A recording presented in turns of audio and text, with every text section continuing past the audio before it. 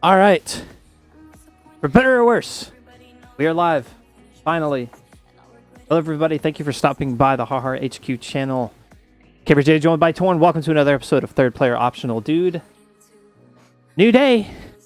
Hooray. Yeah. Bad, we're still not punctual. Well, I mean, schedule changes. That's. I think people can forgive that. Well, We're hoping you all do at least. yeah. It's like it's not like we're counting on that or anything. So,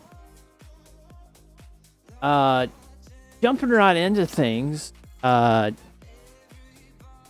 the last time that we were on E3, still kind of wheels of E3 were still spinning, and now afterwards, what was your overall take on it?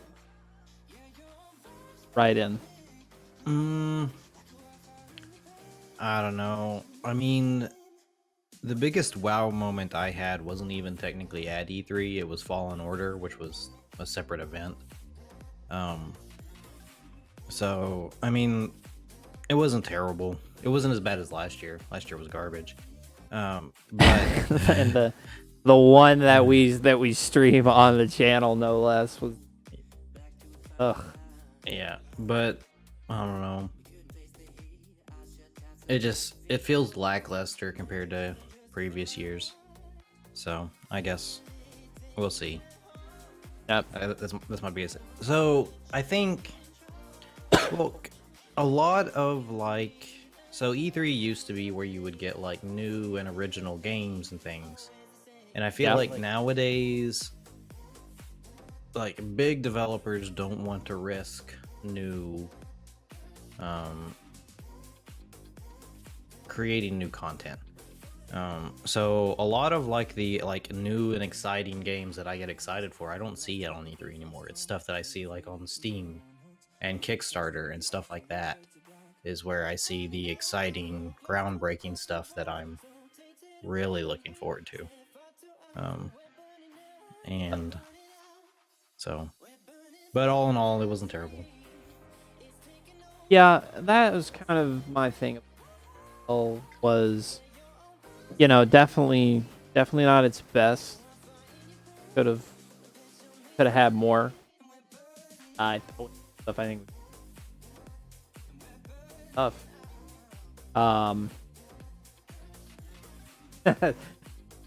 That wasn't included at E3. That was actually really. I was kind of looking forward to be there. I wasn't really particularly looking at the title. Yeah, I'm not most excited for it, but Skull and Bones wasn't there. I actually don't think I know about that one.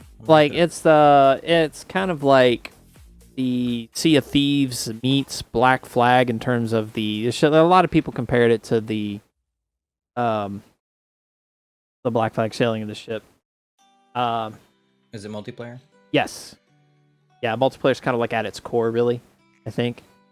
And that was just one of the games. I guess there wasn't a huge list of stuff, but there were still just some games that did not make an appearance that's people were shocked at. Whereas me, I didn't even wasn't really thinking about it, but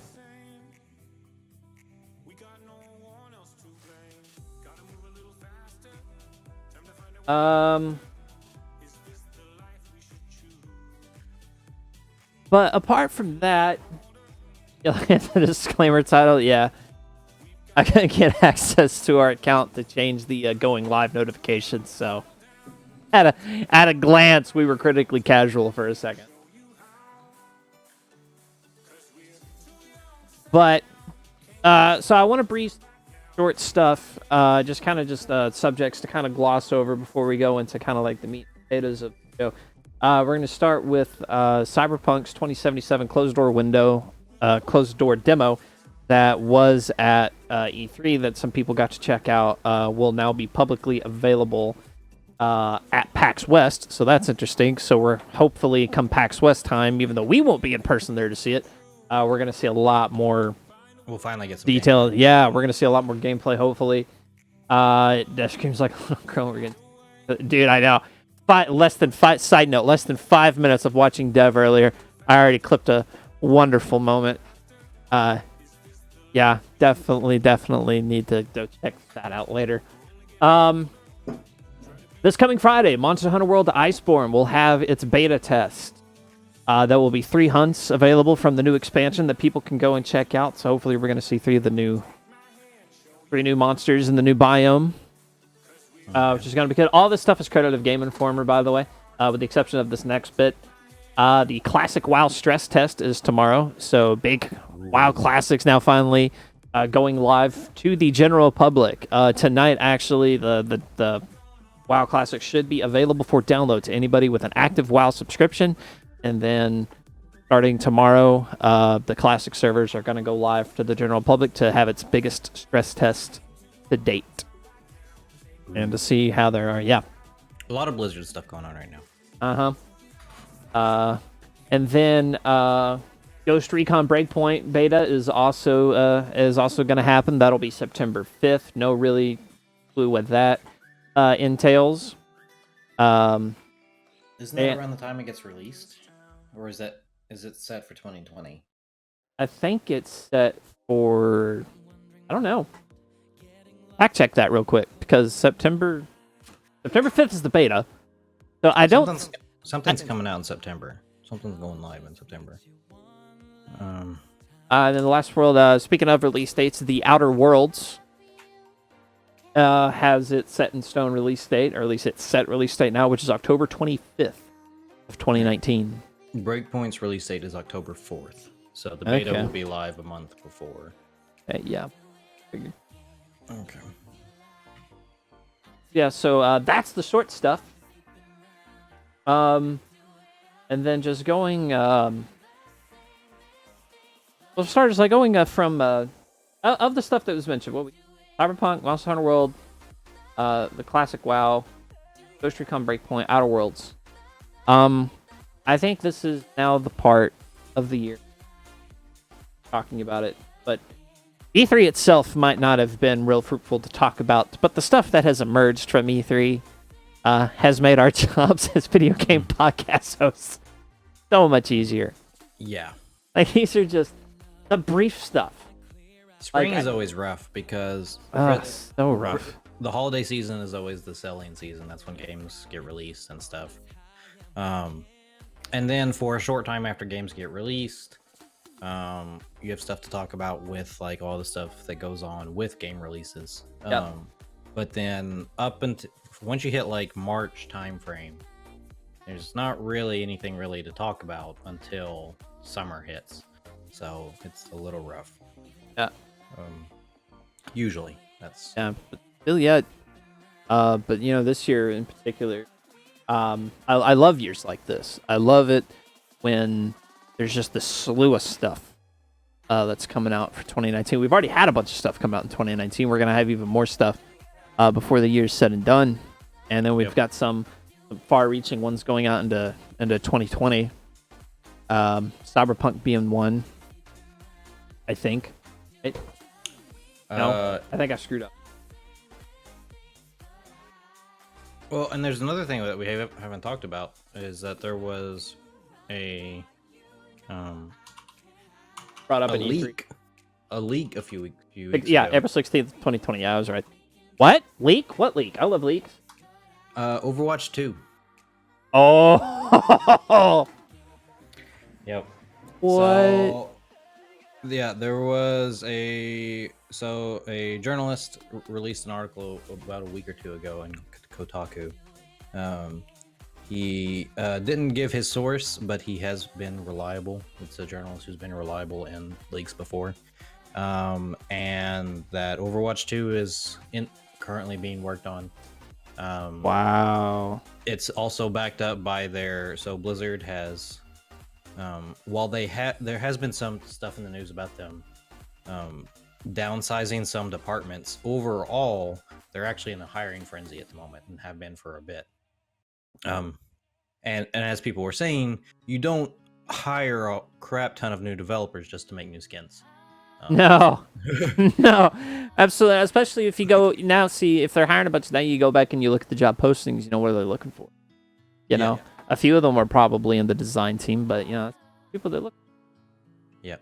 So there's been a lot of speculation on like what Overwatch 2 would even entail, because you know, are they just gonna like remake a new game with all new heroes and like new maps, and is that going to be what it is? But most people don't think that's what it is. So what most people think what it is some of these PvE events that have been come out were like the test bed for what the new game is going to be. Multiplayer, almost like mission based kind of stuff, much more of a story game as opposed to just the shooter that we've got, because they've invested a lot into Overwatch League, and everything, so they're not going to abandon this community for a new one overnight. You can't do that. So they think Overwatch 2 is going to be almost like a completely different type of game, with a different purpose. You know, what's funny is I don't know if we ever actually discussed it on the show, but our friends group had conversation similar to like, could this be leading to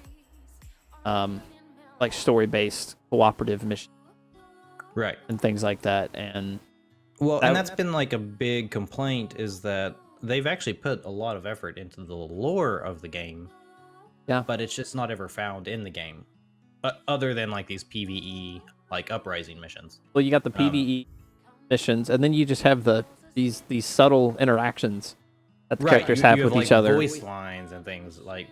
And so, but there's like, they have so many like story writers and stuff building lore for Overwatch, but it's not central to the game yet. And so, and everything almost feels like a build up. Like all of the stories and things that we've seen so far in Overwatch have been talking about back when Overwatch disbanded, and now the world is kind of falling apart again, and they're talking about bringing Overwatch back.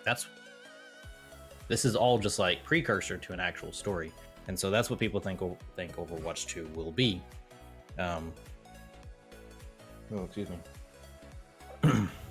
But it's interesting because a lot of people are like, some people, other journalists, not myself, this is not my analysis, but some other journalists have noted that what Blizzard likes to do is they hold off as a company, and then they just do one big dump of content all at one time, and not just like one game, but like all of Blizzard likes to do things together. So like you were saying earlier with like, WoW, classic servers are going live tomorrow. Today, a surprise event went live in Overwatch. I don't know if you noticed that. The Baptiste event, right? Right, the Baptiste event went live today. It was only announced yesterday. Again, it's a small event. It's like the Ana event. There is no like extra game mode or anything. You're just unlocking new skins and new lore. But it is an event. With that being said, really big update went live today. Competitive 2.0 was... so competitive's going to change drastically, according to Jeff Kaplan. He said that in a video yesterday. And a new hero was in a lore that was released yesterday. What everyone think Hero 31 is going to be was leaked. Who is Maga, which is a Talon tank, main tank, who uses double miniguns.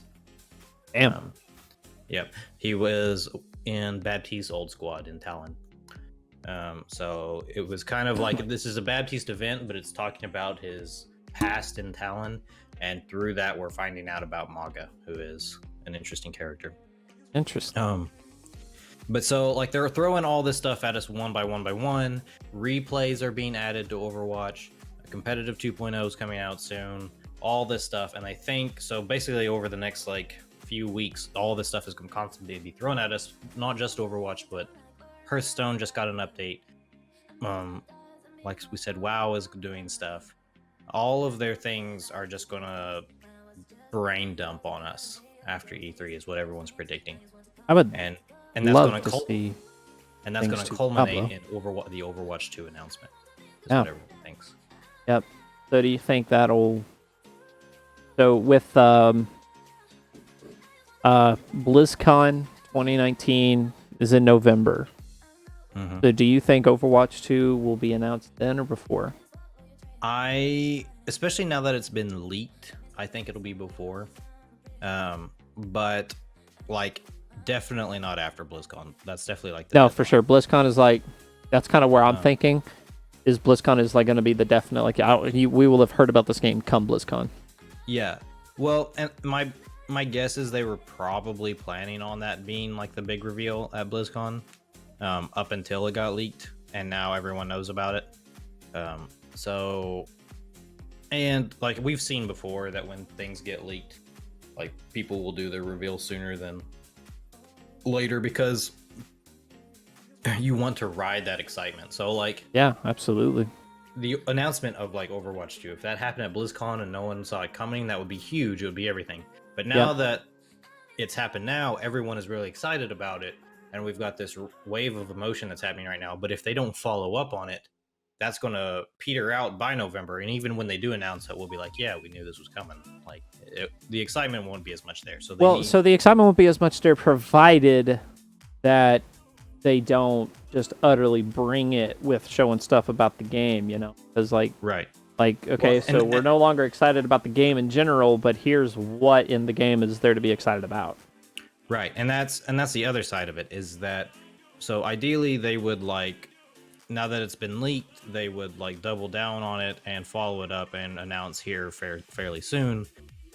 But they need to have something to announce. So I don't know. We don't know how far along they are. If they're not ready to announce, they definitely shouldn't. But assuming they're fairly close and have something to show, then they should probably do it pretty soon, if I had to guess. Yep. I'm eagerly awaiting a Diablo 4. By the way, Blizzard, just saying, I'm probably one of the few left at this point, but I am think that waiting. Was the other thing. I think that a lot of people would like expect that announcement.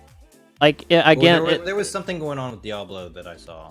It's one of the, like several months ago, and we even talked about it on the show that Blizzard was looking for for dungeon artist, and that it was essentially in everything but saying the actual words Diablo was like to make it into like a dark fantasy gritty environment, which like it fits the Diablo description. They may have even used Diablo in the description. I actually don't even remember, but would love to see that because right now the only thing most recent with the Diablo is Diablo 3, the season 17 season of the Nightmares is still currently in, which is a season I have mixed feelings about. Just as a side note, I won't get into that. Wow, that's actually really exciting. Hear about with Overwatch. It's actually really cool. Yep. Very, very cool. There is several actual like new games that I want to talk. Actually, no, I want to talk about Ghost Recon Breakpoint just a little bit more because I actually want to give Ubisoft their props here. They did something right for once. They course corrected on the fans' behest. Okay. And so I've got it pulled up. And let me see. Okay, cool. Yeah, it's actually showing up. So originally, and I actually didn't know this, but originally your AI teammates in Breakpoint were going to be drones.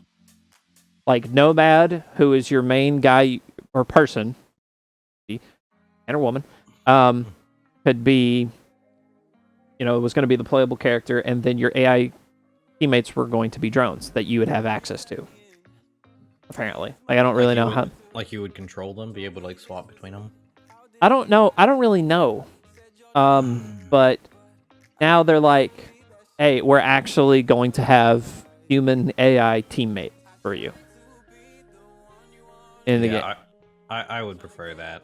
Yeah, well, like, and a lot of people did. I mean, so much to the point that even Ubisoft was like, "Whoa, boys, we need like, come on, we need to rethink this strategy." And I have to, in a day and time where not a lot of the developers are doing this, I gotta tip my hat to Ubisoft for being like, we listen to the fans and it not be a lie. Like, I'm calling the rest of the bullshit we've heard recently for what it is. Like, I was kind of being polite about it last week, and I mean only kinda. This week, no. Not when there's somebody else who is legit like, okay, upon feedback. Like, read the article. It's on Game Informer. And they're talking about the fan feedback prompted the AI teammates. Not entirely sure how they'll be implemented, if it's going to be day one or post-launch patch. Don't really know yet. But either way, Game Informer speculates that fans will be happy just for the fact that they're going to be in there. I'm one of those fans that agree with that. I don't care how they're in there, just as long as they're in there. Don't care. Don't care. 100% do not care. So very well done on Ubisoft's part. Now, another bit of news about a game that we've already kind of talked about before is the Final Fantasy VII. The remake. How it's going to be episodic. You and me both have expressed concern as for how it's going to do that. They've directly, I guess, kind of answered this concern by saying that, this is quote, and here's the article again, also Game Informer, that each game in the 7 remake will have the same amount of content as a mainline game.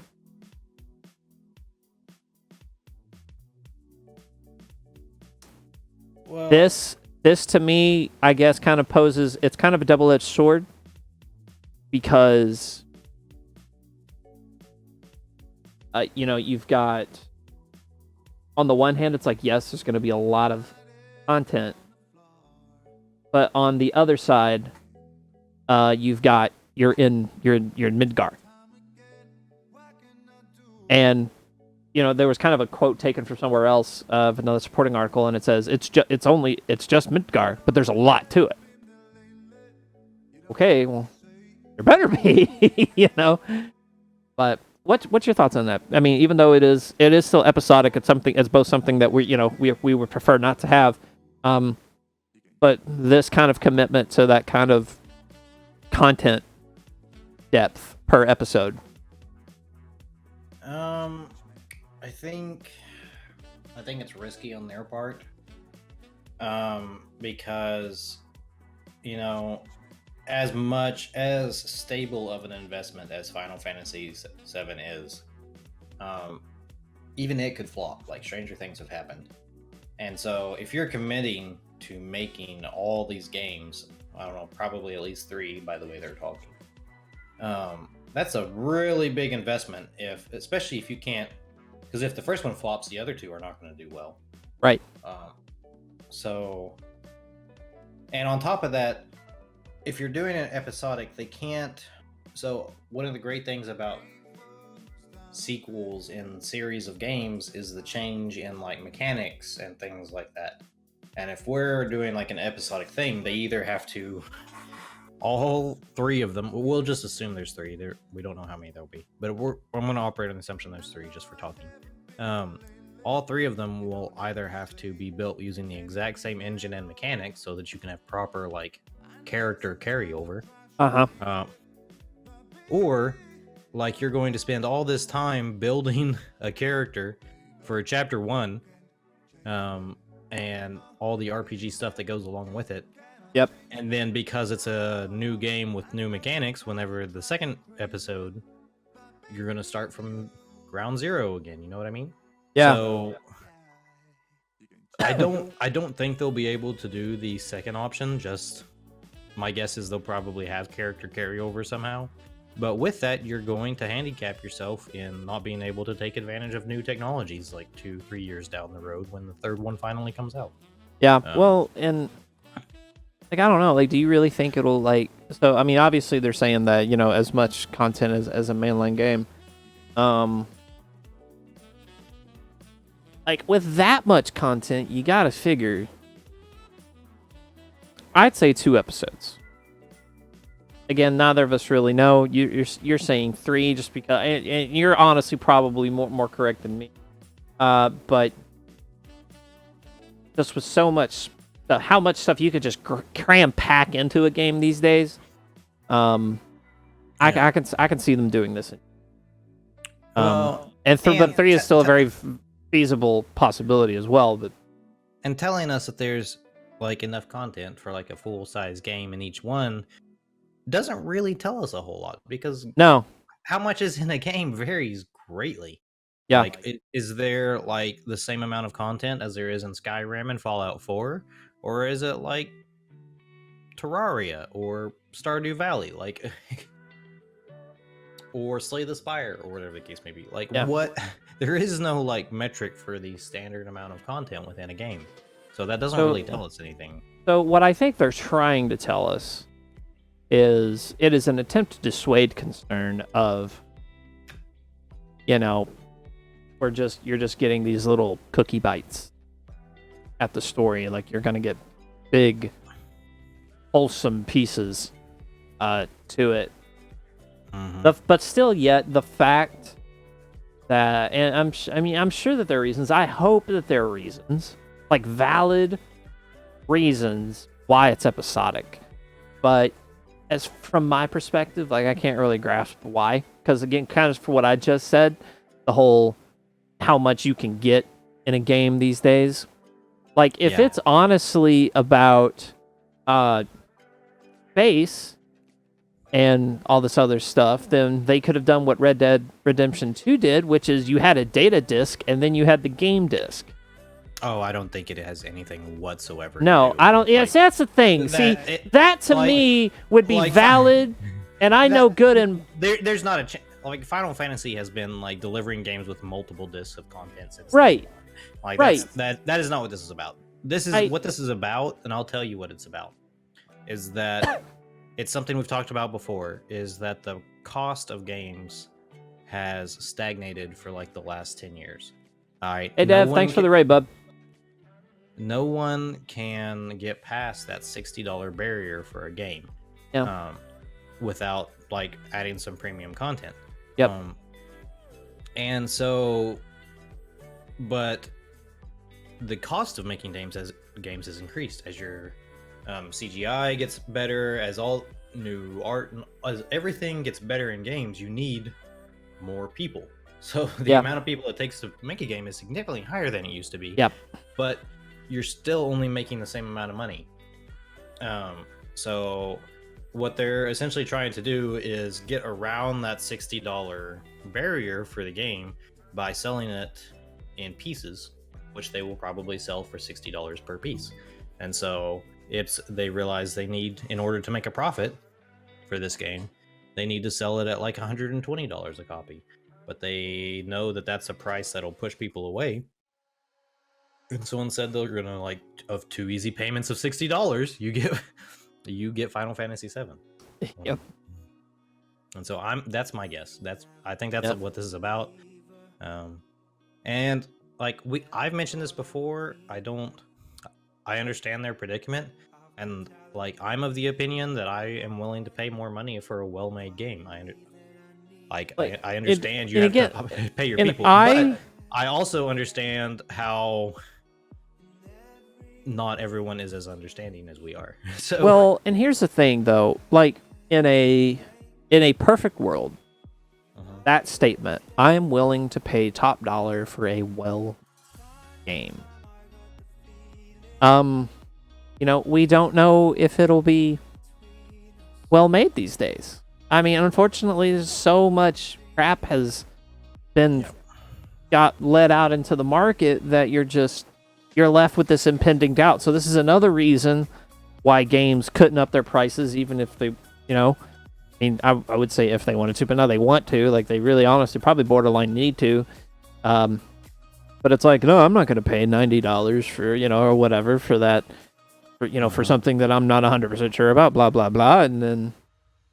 Well, and that actually strikes to a different problem. That harkens back to, so there was a time when you could like pick up like Nintendo Magazine or PC Gamer or things like that, and if you looked at reviews of games, you would get an honest opinion of whether it was shit or not. Yep. I remember that if Yep. like if the gaming journalist told you that this was a good game, you could reliably buy it and be happy with your purchase.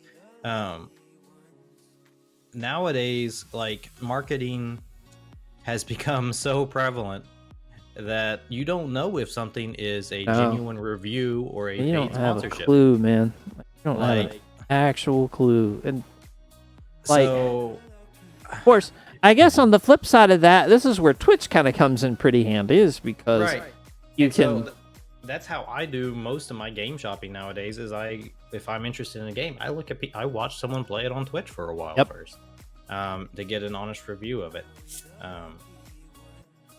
Now that doesn't help with like pre-orders and things like that, but the biggest problem with that though is that a game with like Final Fantasy VII that is going to be very story heavy, I'm not going to want to watch play that too much. It's so you've got this kind of lose maybe win scenario of it might be worth your while, or it's kind of but the lose guarantee is you're going to spoil stuff.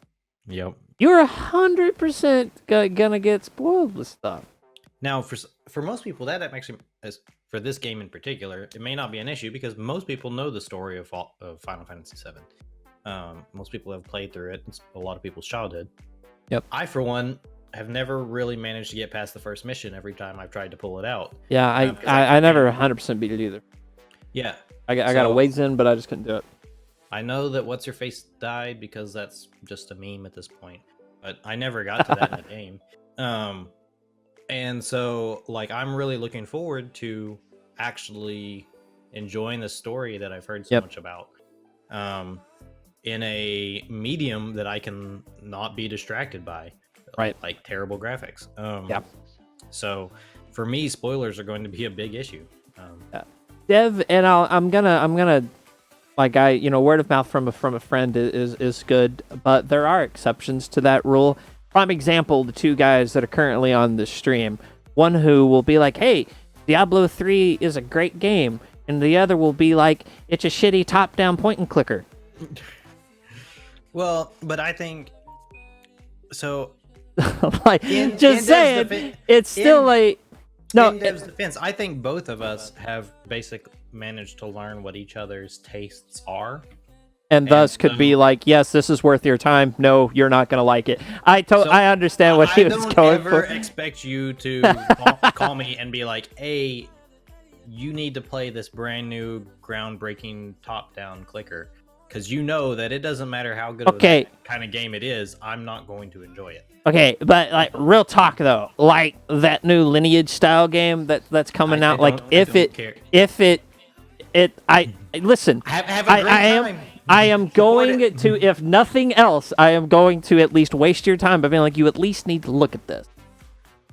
Like, if it's something like Diablo, or if it even Diablo 4, when or if that ever happens, yeah, I'm gonna be like, no, I won't even breathe in your general direction mentioning it. But this other one, like, actually looked like pretty freaking legit.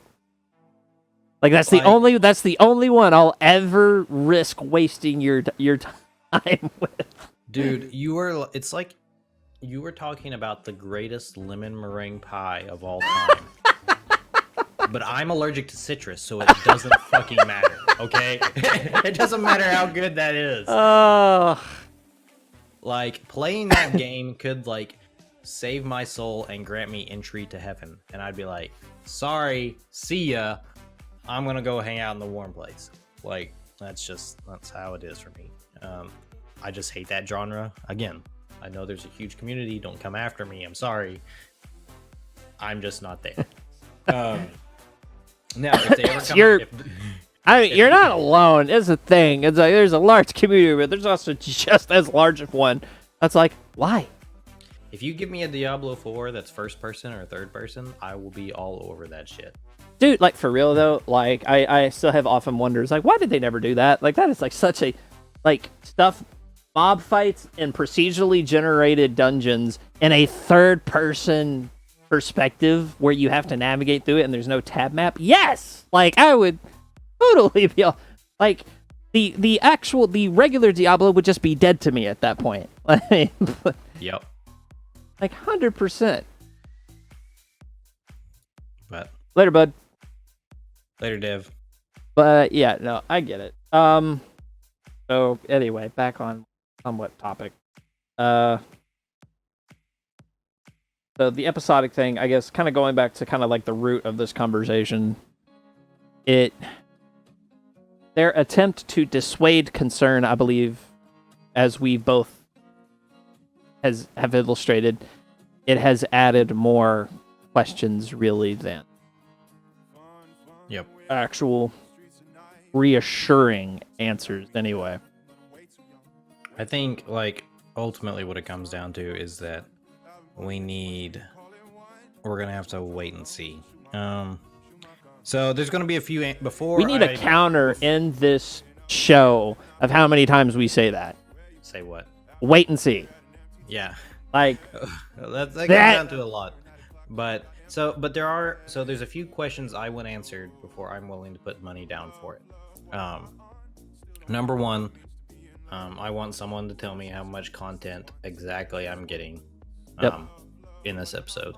Like if I'm getting less than, I don't know, a quarter of Final Fantasy VII, there's no way I'm putting down money. And I'm gonna be super upset if it's a quarter. I honestly want at least a third. I was gonna say, I felt I'm not even being that lenient. I want a third. I want a third at minimum per episode. Because yeah. So a third, arguably more a half. So I want that. I want to know where it's going to be. I want to know the combat style. So what I've seen so far looks like they're sticking with the traditional turn-based. It's the combat looks prettier and stuff, but I think it's going to be more Final Fantasy 12 than it is going to be Final Fantasy 15. And I personally want that. I like that. Others may disagree. Well, really honestly, with the way the characters and stuff were set up, like the combat was the way it was in 15 because of like who like those characters were. Like it does make sense for Noctis to be able to do what he did, the main guy. Versus, yeah, let's see Cloud do the traditional turn-based stuff, but with the combat being pretty, you're going to see Cloud do as much of the pretty stuff as you could want. So, yeah, I see no reason for them to go hack and slash. No. I definitely see no reason for it. I don't think they will. And then, so I want to see that. And I want to know that how much of the game is going to be in each episode, and how much additional content are they adding, like side quests and things like that, beyond what was in the original. Because if you're only giving me a third of a game and you're claiming that there's a full game, I want at least another 2/3, if not another 4/3, by modern standards of stuff to do in this episode. Right, like it can't just be just a kind of string through the stuff. Yeah, give me something to branch out and do. And finally, what's the time scale in between episode release? Am I gonna have to wait a year to play the second half of a game that I've bought, or is it going to be like every month, every 3 months? What is the release schedule for all these episodes? So that's important to me too. Yep. Which kind of that's a point of concern for me from this article talking about how, got as much content as a mainline game. Okay, hey, great. That in a way could be seen as an excuse for them to take longer with the release of, which again, depending on how huge it is would be a valid excuse. If they're adding if they're tripling the amount of stuff that's in that 1/3 of the story, then that's fine. Yep. But I don't see them doing that per se. It's very difficult for me to kind of fathom as well. Well, and when I say add stuff, I mean add meaningful stuff. Yeah. Not just hey, go here, do this, go here, do that. Why am I doing this? Why, Not Naruto the Steam Ninja filler episodes. That's not what I want added to the game. I need actual genuine content. Yep. If you're gonna do this to me. Yep. Not, I want you to go kill 1,000 cactars and you'll get a crazy spiky new sword, kind of stuff. Yes, add that stuff, but that should not be the majority of the main. Yeah, no, that better not be. And that's, this is coming from an MMO player who, that shit's just back to life. Don't do that. Mm-hmm. Like, I play MMOs because I enjoy the MMOs, and I expect the grind in an MMO. Don't give me a story-based game and give me a grind and call it story. Like, don't do that. Yep. Because there is, in fact, a difference. Like, you are dealing with two people that know the difference really well. But, so, we've got that kind of essentially covered. It's definitely, let me wait and see. Adds yet another tally to that. Want to talk about a new game. This game kind of caught me a little off guard. And What's that? I had no clue that it was coming in. It's called Empire of Sin. Empire of Sin? Yes. Based in 1920s Chicago. The Capone Prohibition era. Is it a crime? It is. You play as one of 14 crime bosses. Your goal is to take over the city of Chicago in your criminal underworld. Oh, I am very much okay with this idea. It looks... Is it a shooter or is it like a RTS? It is turn-based strategy, essence of XCOM kind of gameplay.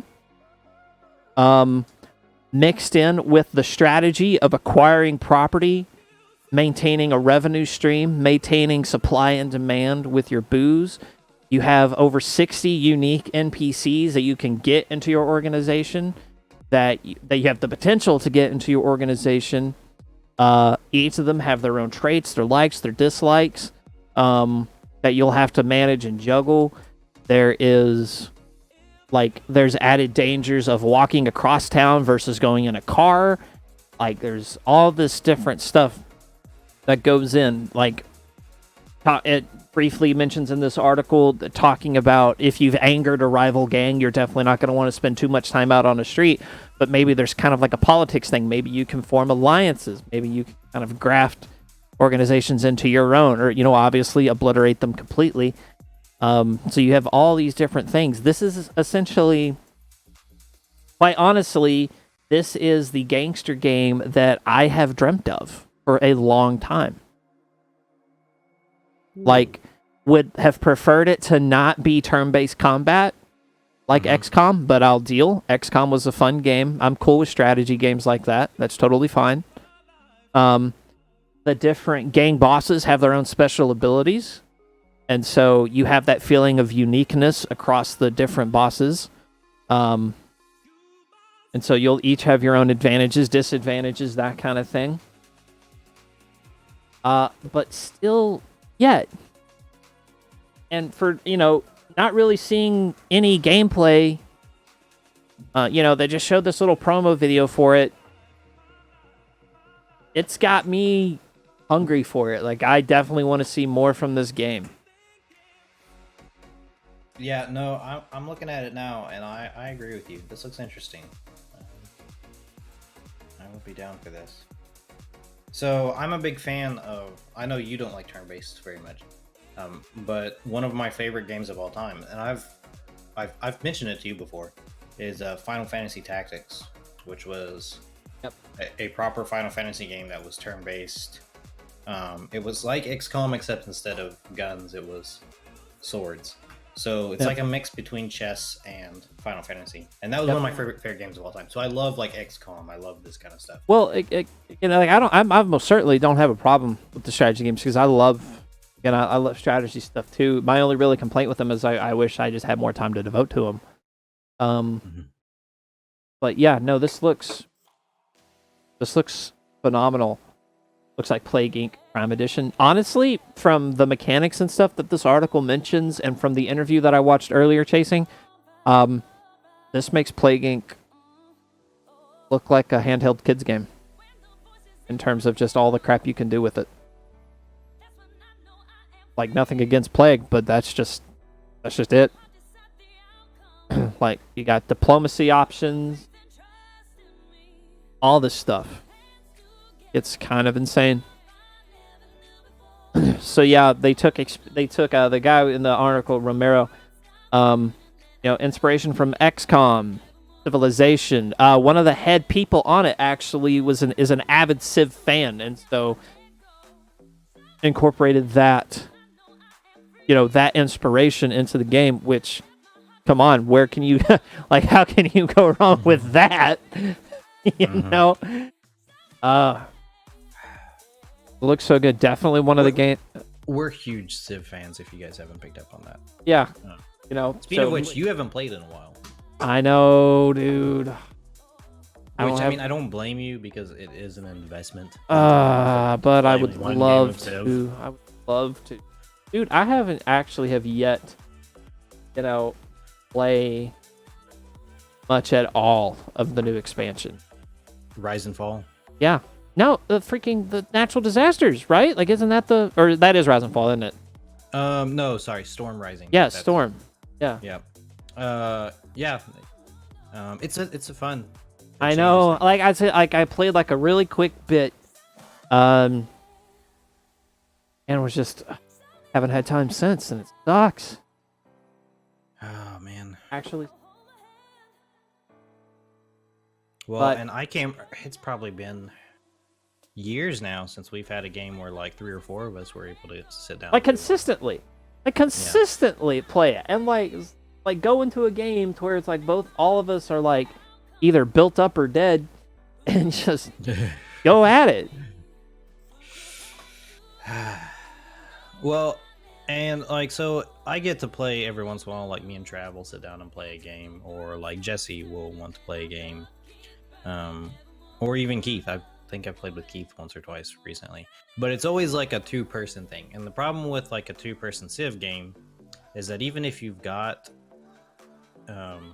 like AI Civs, you spend the entire game the 2 of you gaming each other, because you can always handle an AI Civ easily. It's the human players that are always the big threat. Unless you got Gandhi in your game, in which case you have no idea how that's going to turn out. Yep. But when you've got 2 people, they're always at odds with each other, and you can never really make an alliance with the other human player because you know that they're always gaming for you and you're always gaming for them. But if you've got 3 or 4 human people, things start to get real interesting when especially with our group. Yeah, when like, actual oh my alliances God. can be made, betrayals can occur. Like, it actually makes the politics of it real. Oh my God. And like, you also, I'm going to bring up a story that Soy don't want me to, is you always want to check and double check that trade agreement before you hit accept. Holy cow. I wasn't present for this. Oh, it was glorious. But I wish so bad that I was. So essentially, to bring everybody else up to speed, it was Toarn, Soy, our buddy Trav. I want to say Keith was in on it, right? Yeah, I think so. And so Trav innocently offers up Soy a trade. And he offers up the thing, and then Soy's like, "Oh yeah, sure," and hits accept. Well, what he didn't notice or read was that Trav had essentially been like, "You give me this city, you give me this city, you give me this city," and all this other stuff. And all of a sudden, Soy realizes he don't own his stuff anymore. What you need to understand, guys, is that Trav during Civ games, especially that Civ game, was like routinely sending like small trades to us, like, "Hey, I'll trade some diamonds for whales. Hey, I'll trade spices for gems," so on and so forth. He was doing this constantly, almost to the point that it was like annoying us. And so he did that constantly until Soy stopped looking at the trades and just hit accept as soon as they popped up. And so about halfway through the game, Trav says, "Hey, Jess, I sent you another trade offer." And Jess was like, "Shit, okay, accept." And then half of his empire disappeared. Because he gave it all away for 2 gold. And it was the most glorious thing I've ever seen. And then Trav, thinking it was originally planning for it to be a joke, was like, "Hey, Jesse, I'll trade it all back to you." But then Jess said something to take off Trav. Like, he just said the wrong word. And then Trav was like, "Okay, hey, Chris, want to trade?" And then gave them, because Trav did not have the economy to support all these cities. They were, as soon as he got them, they were immediately unhappy. They were going to rebel. It was not going to turn out well for him. So he was like, "Hey, Chris, you want these cities?" And I was like, "Sure."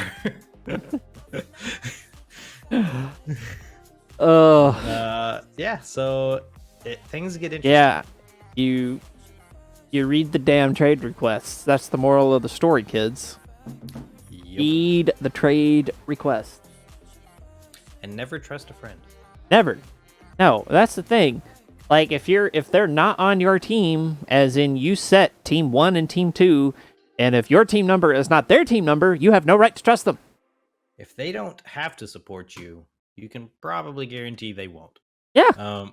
At least in our friend group, it's not funny. No. And no. Yes, I agree with you, Dragon. I think us playing Trouble in Terrorist Town would be hilariously fun. Oh, that's Chasing that said that. Oh, Chasing? Yeah. Oh God. Yeah, we need to do that sometime. I don't think any of us have ever played that together. No. As far as I know, like, Soy's the only one of our group that like really has played it a bunch. Yep, we need to do it. Hashtag especially friends. Yeah. Yeah, friends take on a whole... The word friend takes on a whole new meaning when we play games together like that. That's like, cool, that just means I have to watch you twice. Like, that's essentially what that means. It's like, hey, you want to have a stress-free game with friends? And it's like, it depends on the game. There's not many that we can do together that are, like, truly fit to that, because we're always trying to backstab each other. We did play Spyfall fairly recently. Or at least, I don't know if you were there when we did that. But we played Spyfall on tabletop recently. I was not there for that. And that was hilarious. Spyfall is very similar to Trouble in Terrorist Town. We'll have to do that on stream sometime, because that's great. That would be a lot of fun. But okay. So side story over. Mm-hmm. New ideas for streams had. Now, yeah, we'll see if we can't make some of that happen. Did you see the new thing by Ubisoft, Gods and Monsters? Do you see anything about no. that? There's very little about it. It sounds familiar. Brand new IP, Ubisoft Quebec, who is the studio behind Assassin's Creed Odyssey, focusing more on Greek mythological aspect versus historic. And so, play as what I assume is a demigod, and you fight Greek mythological monsters. Yeah. So I don't know if you fight gods, but you definitely fight monsters. Fury coming down in the freaking trailer, and you briefly see a Gorgon Or it could be Medusa herself. I don't know, but Snake Thingy was there, so seeing that. So looks intriguing. I wish there was more to go on, really. But guys who made Odyssey, so it's safe to say that this thing's going to be open world, like big open world. Safe to say that it's probably going to have skill trees, so you can spec into different abilities. Maybe you can select your origin, like if it is demigods, maybe you select, who's the god parent. Yeah. Which would be awesome because replay value in all capital letters, if that's the case. Yep.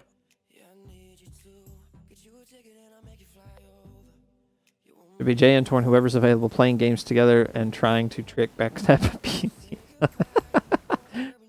I honestly agree with the certain aspect of this is that once a month should be us playing games. I actually 100% agree with this.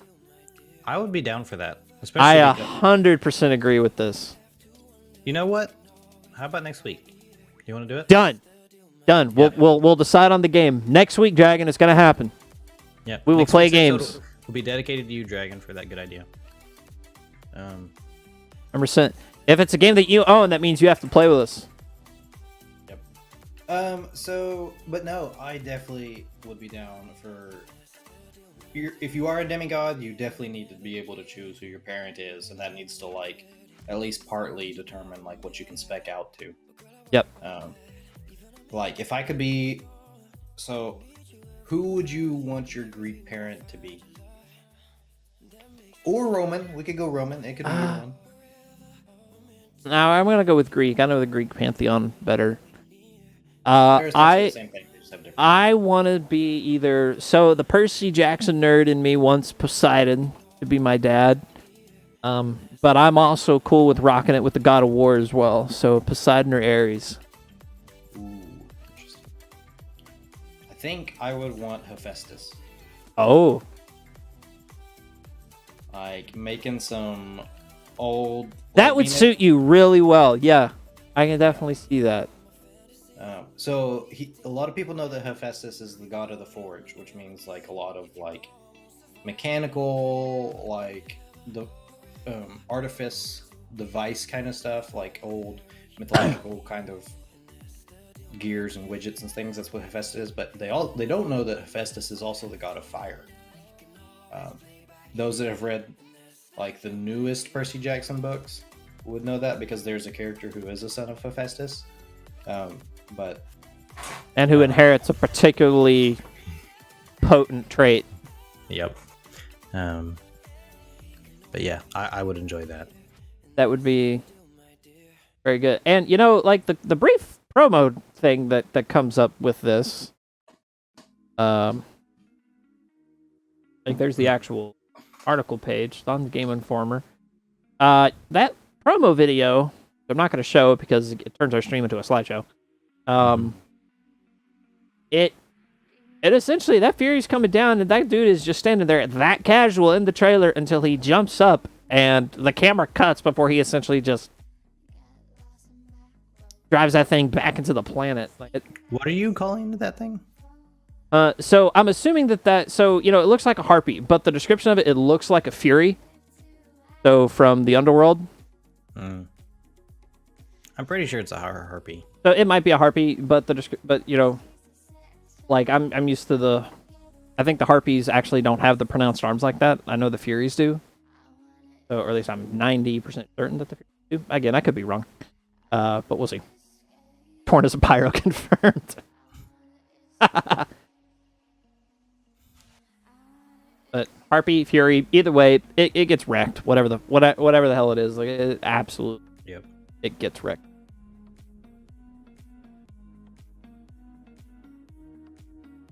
But so now, this is a game that I haven't seen much about. There's this goofy little trailer video with it, but it's a game that definitely does not take itself serious. And it is called Maneater. Whole premise of the game.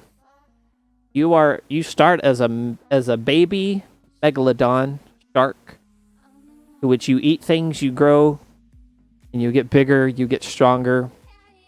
And it's an undiscovered megalodon in the modern day, and so you get to go to crowded beaches, and that's your goal. You just chomp people. So it's a shark version of Beautiful Katamari. You have played that before, right? I've heard of it. I never actually got to just play it. Oh, you've never played No. that? No, I didn't. It's the dumbest thing in the world. So, for those of you that don't know, Beautiful Katamari is a Japanese game that does have a couple of English ports, but not really. None of them are really all translated that well. Yes, Star. I am talking about a shark game where you could be the shark and you eat people as the shark. Like you play the entire game from the shark's perspective. 100%. So this shark game, needs to have DLC that references shark movies. Like, there needs to be like The a Meg, DLC. Jaws. There needs to be Deep Blue Sea, where you attack an underwater research facility.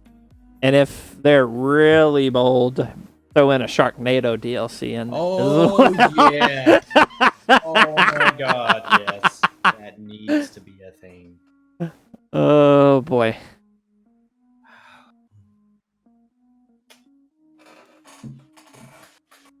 But yeah, there's that. There's not a whole lot really talking about it. It'll be in the Epic Games Store. That's really the only confirmed thing about it. I know, but no release date. Supposedly comes out later this year. So, who knows? But yeah, there's this goofy video trailer for it. You guys definitely need to watch it.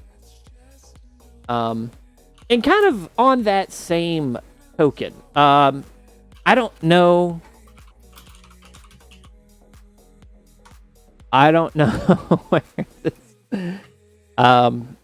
Where exactly this surfaced, if it was at E3 or if this was just a thing that kind of appeared on its own. Destroy All Humans is getting a remake. Did you ever play this game? Destroy All Humans. Like that's the Alien game? Yes. Yes, it is. The trailer is to a Rammstein song, no less. Like, it looks goofy as shit. But yeah, I thoroughly enjoyed playing Destroy All Humans. I never actually owned it, but I borrowed it from a friend of mine, and I just played as much of it as I could get away with. So I am excited. Dude, this just came out of nowhere, too. It's just like, there was no, like, mentions of it anywhere that I could ever find, and then all of a sudden, boom, here's the alien jamming to a Rammstein song. Is there... Like, he brainwashes an entire town, gets them dancing at a concert, and then at the last 10 seconds of the video, vaporizes all of them and flies off. Like, that is essentially, you now know the main plot points of the trailer.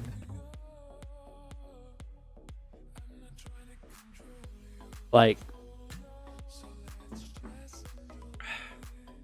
I actually knew about this game before its show last week. I'm actually really disappointed in myself that I didn't bring it up then, but that is in fact a thing.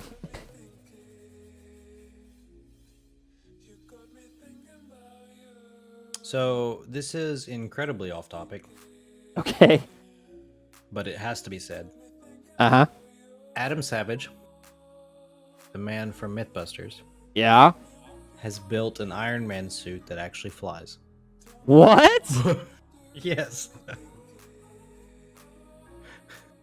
What the frick? Oh my god. I'm going to put a link to it both in our chat and in Twitch chat. I don't think we need to like talk about it any more than this, but it needed to be mentioned. Wow. That's actually freaking incredible. Anyway, sorry, back on topic. Absolutely. I don't even know. Could we follow that? We need to send stream right now. Like, Adam Savage built an actual Iron Man suit, ladies and gentlemen. Credits roll. Fuck. Like, this is just kind of like a partial thing. Like, I really have no clue much about this. With the exception of the fact that apparently Jake Gyllenhaal is starring in it, or is in it. But a Division movie is being made. As in Tom Clancy's The Division. That would be a good game to make a movie out of. Mm-hmm. Like, there's a lot of story that could be fleshed out in The Division. Yep. Most Tom Clancy stuff makes for good movies. Heck, all Tom Clancy stuff makes for good movies. Yeah, for real. They're all based on books. So for those that don't know, the Tom Clancy games, despite them being very successful game series, are all based on book series. So Ghost Recon is a book series that he does. The Division is a book series that he does. So Jack Ryan, which I don't know if they've made any. I don't think so. They haven't made any games. They've made movies for Jack Ryan. Yeah. Although that would actually, because that's like spy stuff, that would make for a good game. That would be great. Especially, just all the you have just this plethora of possibilities with the Jack Ryan game. Mm-hmm. Like, definitely more on the espionage side of things rather than the guns blazing, but obviously there are still guns involved, but yeah, could definitely do a lot of intrigue stuff with that. Man, what I would love to see for an espionage game? A game that takes world travel into effect. So you start out in like the US, at like Langley, for example. Yeah. And you get given a target that you're supposed to hunt down or whatever. And then so that person has a set path of like, they've got like a target that they're trying to attack in some way. And they need to like get materials or recruit people or whatever the case may be. And there's a set path for them, because that's how all spy movies go down. Someone is trying to bomb or kill or do one thing, and then the spies have to figure out what they're doing and then intercept them somehow before they do it. I want to see a game where like you're on the clock and you've got to figure out what it is they're doing, and you can travel anywhere in the world. Like, obviously in the game there's going to be limited how many different places, but like travel to the Middle East or London or whatever the case may be. But anytime you do that, that eats up your clock. And so you need to know that if you're going to the right place, to the right target, to all this stuff. And I want to see that kind of game, because I don't think we've had anything like that. the closest thing that, and it's not even a spy or espionage movie, but the closest thing that I can think of that kind of did that in effects of like worldwide ramification stuff based on decisions was, I guess this doesn't even necessarily qualify to what you're wanting, but XCOM, when you would select targets to go and defend the other areas you did not defend, the aliens still hit there, and thus that part of the world fell into a little more turmoil, and thus you needed to go and defend them more next time.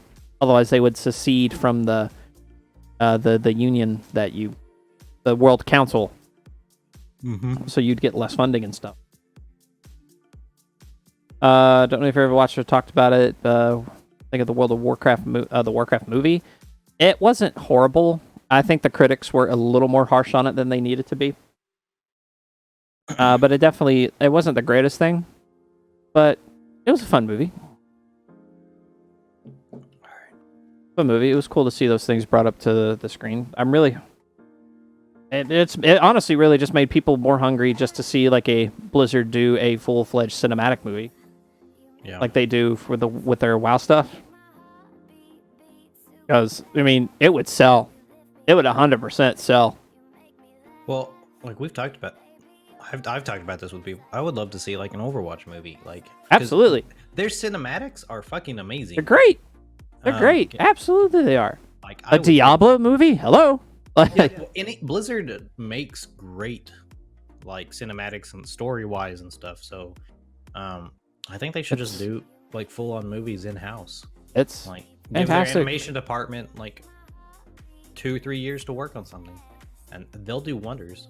Oh my god, absolutely they will.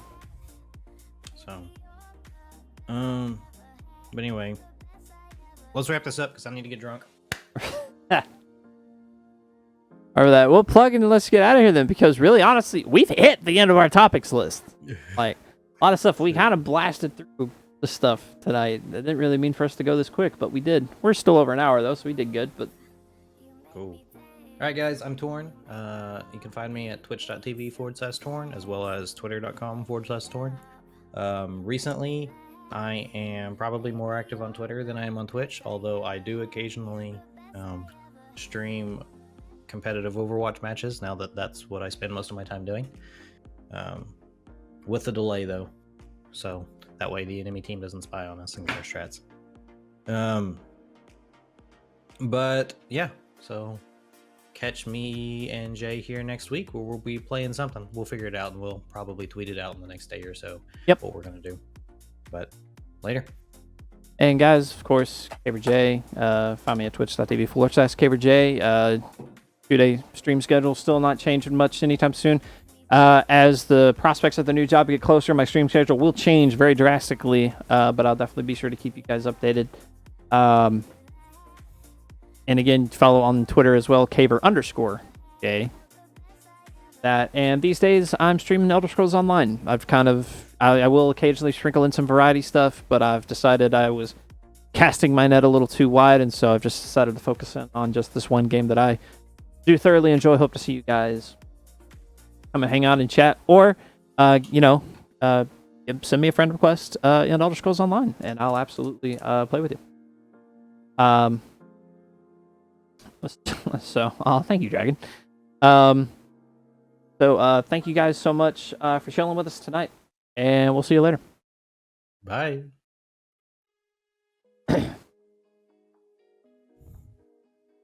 What are you drinking? I got some Yingling. Yeah. I also have some Blue Moon if I run out of this, but Ugh, oh god, I can't. you don't like Blue Moon? Oh no, love Blue Moon, love Yingling. Don't think I'd like one palette on top of the other though. Oh, dude, beer is beer, man. That's fair, especially if you. As long as you're not like chasing with like a Guinness or something, you're fine.